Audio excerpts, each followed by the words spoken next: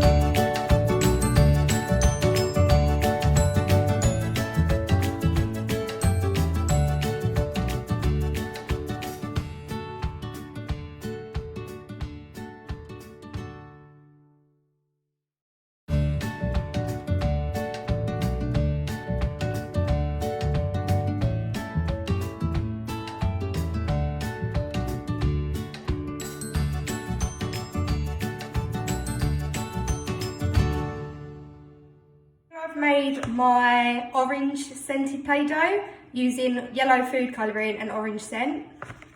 And here I've made my peppermint scented Play-Doh using blue food colouring and peppermint scent. This activity is really good to help children to develop their fine motor skills, because during this activity they're doing a lot of pushing and squeezing, and that helps develop their fine motor skills. I'm going to keep my Play-Doh in a dry place, so I'm going to put it in the fridge and I'm going to put some cling film over it. Your Play-Doh will last to about 4 weeks, and then after that you can make some new Play-Doh with maybe some different colours and maybe some different scents. My next video is going to be on what to do with your Play-Doh when it becomes dry. So I'm going to do a video on that next, on what kind of activities you can make from that Play-Doh that you've already made. Thank you for watching, and I hope you enjoy doing this activity at home with your children.